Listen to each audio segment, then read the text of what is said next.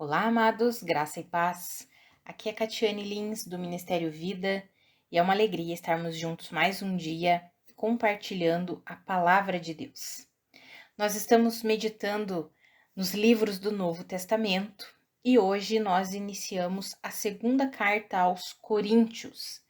Essa segunda carta, ela é bem diferente, né? O tema é bem diferente da primeira carta. Nós vimos que a primeira carta foi enviada para a igreja, porque a igreja estava se manifestando de uma maneira muito carnal, vivendo de uma maneira muito carnal, e o apóstolo Paulo precisou fazer várias instruções, correções, exortou a igreja de muitas maneiras, e nessa segunda carta é como se fosse uma autobiografia, vamos dizer assim, do apóstolo Paulo. É onde nós encontramos muitos relatos dele. Ele até fala muitas vezes de forma constrangida, falando que ele não gostaria de ter que ficar falando o tempo todo ali deles, como se ele estivesse se exaltando, mas que a igreja de Corinto estava obrigando, forçando ele a fazer isso. E por quê, amados? Porque o apóstolo Paulo foi o fundador da igreja de Corinto, foi ele que pregou o evangelho lá pela primeira vez, fundou e fundamentou aquela igreja. E alguns ali da igreja estavam desprezando o ministério apostólico de Paulo, alguns dizendo que, inclusive, ele nem era apóstolo. Então, ele precisou explicar através da vida dele. E aí nós podemos dizer que essa segunda carta aos Coríntios, ele explica como viver de fato a fé cristã. O que é de fato viver a espiritualidade, uma vida espiritual. E ele dá o seu próprio exemplo. Aí nós vamos ver isso em vários capítulos, em vários versículos, ele falando das suas próprias experiências, tudo que ele viveu. Aqui no capítulo 1 mesmo, ele vai falar sobre as tribulações que ele enfrentou, que eles não queriam, que ele não queria que os irmãos de Corinto menosprezassem, desconhecessem tudo que ele estava passando em prol do evangelho. Ele diz que chegou um momento em que ele perdeu a esperança da própria vida. Ele achou que a tribulação que ele estava enfrentando ali na província da Ásia era tão grande que ele descreve ali do versículo 8 em diante, que era maior do que a capacidade dele de suportar. Ele tinha chegado ao ponto de desacreditar da própria vida e dizer assim: nós vamos morrer, eu vou morrer. E aí ele reconhece que tudo aquilo aconteceu para que ele não confiasse em si mesmo, mas confiasse em Deus. Ou seja, ele conseguia ver a atuação de Deus até mesmo nas mais severas tribulações que ele enfrentava. Ele diz isso ali no versículo 9: de fato nós já tínhamos sobre nós a sentença de morte, para que não confiássemos em nós mesmos. E aí ele entendeu que era Deus quem o livrava, era Deus quem abria as portas para ele, era Deus quem cuidava dele. Então essa é uma carta em que nós vamos poder compreender como um verdadeiro cristão deve andar. E isso através da experiência da vida do apóstolo Paulo. Ele escreveu para a igreja de Corinto para mostrar a eles, não no sentido de se vangloriar, tanto que várias vezes ele fala que ele não gostaria de estar fazendo isso, mas para demonstrar o que de fato é viver a fé cristã. E aí eu quero compartilhar com os irmãos um devocional aqui do capítulo 1, dos versículos 3 até o 5, que está escrito assim: Bendito seja o Deus e Pai de nosso Senhor Jesus Cristo, Pai das misericórdias e Deus de toda consolação, que nos consola em todas as nossas tribulações, para que com a consolação que recebemos de Deus, possamos consolar os que estão passando por tribulações. Pois assim como os sofrimentos de Cristo transbordam sobre nós, também por meio de Cristo transborda a nossa consolação. Amados, o apóstolo Paulo, quando escreveu essa segunda carta aos Coríntios, ele estava na sua terceira viagem missionária, passando por diversas situações, por muita oposição. E aí nós vemos ele falando assim: olha, bendito seja o Deus e Pai do nosso Senhor Jesus Cristo, Pai das misericórdias e Deus de toda consolação, porque Ele nos consola em todas as nossas tribulações. Para quê? Para que com a consolação que nós recebemos de Deus, nós também possamos consolar os nossos irmãos. É como eu mencionei antes, amados. A primeira carta nós vemos, a igreja de Corinto estava vivendo de uma maneira muito carnal. E aí vem o apóstolo Paulo e talvez algumas pessoas estavam questionando os tantos sofrimentos que o apóstolo Paulo enfrentava. E aí ele diz assim, olha, nós enfrentamos tudo isso e somos consolados. Para quê? Para que a gente possa consolar vocês também. Para que por meio da consolação que nós recebemos de Deus, vocês também sejam consolados. Essa é a verdadeira manifestação da graça de Deus, da vida em Cristo Jesus. Nós podemos sofrer sim, podemos enfrentar muitas tribulações e se nós continuarmos a leitura, vamos ver aqueles versículos que eu já mencionei, que ele diz que ele enfrentou tanta tribulação na região da Ásia, que ele achou que ele ia morrer. Mas ele entendeu que tudo estava acontecendo para quê? Para que ele tirasse toda a confiança na capacidade própria e confiasse exclusivamente em Deus. E ele vem ensinando e mostrando para a igreja de Corinto. Quando nós sofremos, nós somos consolados. E aí essa consolação que nós recebemos de Deus nos fortalece para quê? Para que a gente possa consolar os outros, para que a gente seja instrumento, manifestação de vida para os nossos irmãos. Amados, isso daqui nós extraímos um grande exemplo para nós, para nossa vida. Quantas e quantas vezes nós enfrentamos problemas tão difíceis e podemos até mesmo chegar à conclusão que o apóstolo Paulo chegou, não tem mais jeito para mim, acabou, cheguei no fim do túnel, não tem mais saída aqui.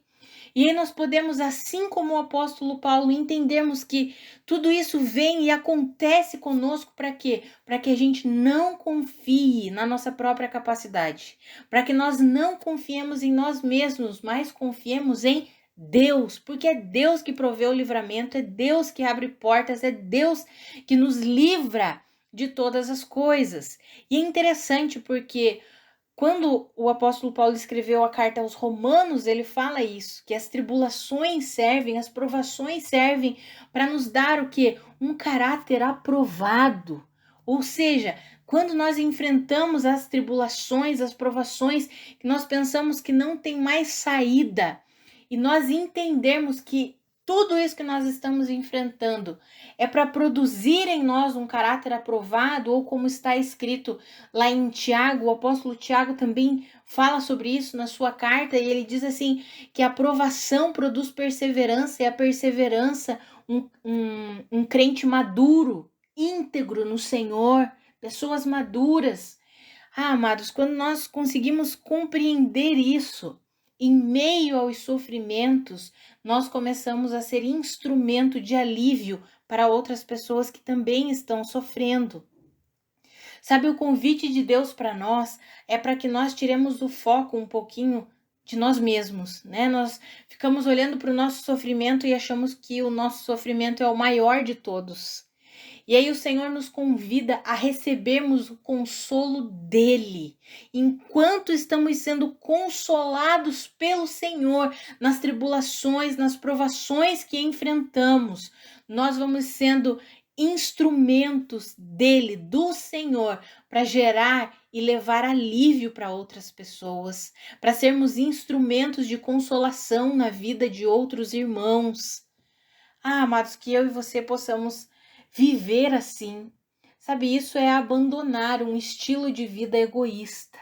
Nós já vimos que lá na primeira carta, o apóstolo Paulo precisou combater um estilo de vida carnal dos irmãos, precisou corrigir isso. Eles viviam de forma carnal, egoísta, orgulhosa, e aqui na sua segunda carta ele já começa falando, ei, eu tenho sofrido muito, enfrentado muitas tribulações, mas enquanto eu enfrento todas essas tribulações, eu aprendo que não é para eu confiar em mim mesmo, mas confiar completamente no Senhor e receber dele a consolação, e aí sim eu vou sendo instrumento de alívio e bênção para a vida dos meus irmãos. Que eu e você, amados, possamos aprender a viver assim e possamos abrir o nosso coração para vivermos assim. Porque isso é abandonar um estilo de vida egoísta que só olha para si mesmo, para o seu próprio umbigo, e abraçar um estilo de vida de se doar. Que a palavra nos garante, Jesus falou isso, né? É muito melhor dar do que receber. Então é muito melhor quando nós abençoamos, quando somos instrumentos de bênção na vida dos outros. Eu não sei vocês, amados, mas eu percebo isso na minha vida. Quando eu ganho um presente, uma oferta, eu fico muito feliz. É claro que eu fico feliz, muito grata a Deus. Mas é uma alegria indizível que não dá para descrever quando eu posso ser instrumento para abençoar a vida de um irmão, de uma irmã, presentear, ofertar. É algo assim que gera uma alegria, uma satisfação. E é sobre isso que o apóstolo Paulo está falando aqui. Ele mesmo enfrentando todo tipo de tribulação, ele recebia a consolação do Senhor, a força do Senhor, a capacitação do Senhor, e ele se tornava um instrumento para transmitir tudo isso para os irmãos, para fortalecer os irmãos. É por isso que nós vemos na vida do apóstolo Paulo quantas vezes ele escrevendo as suas cartas dentro da prisão. Ele não deixava de abençoar as vidas, mesmo estando dentro da prisão.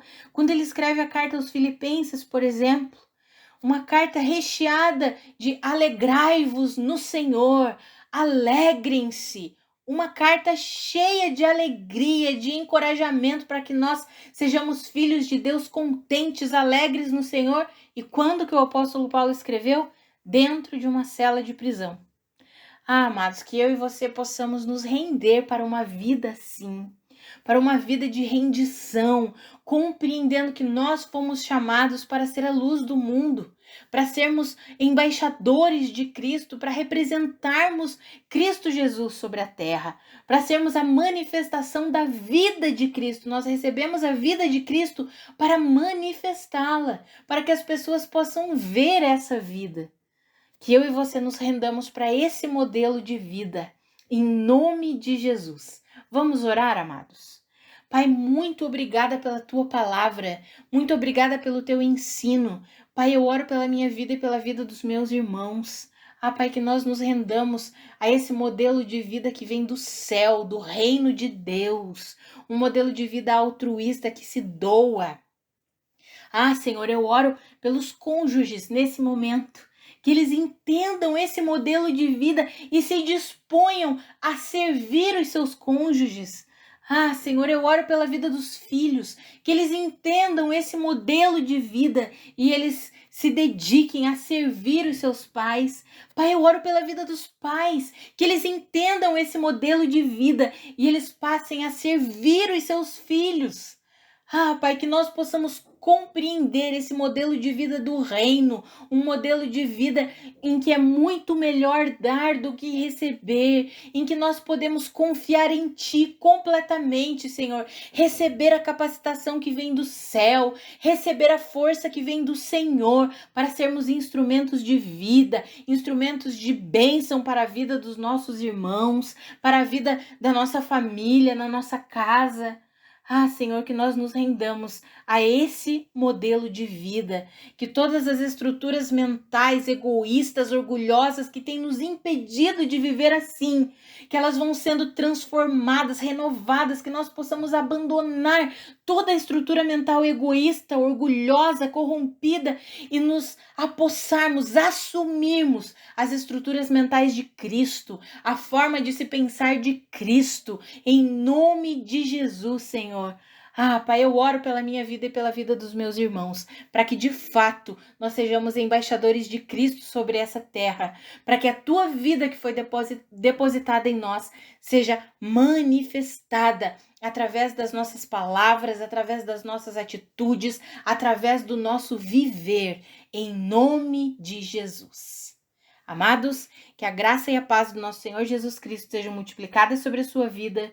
Um grande abraço e até segunda-feira.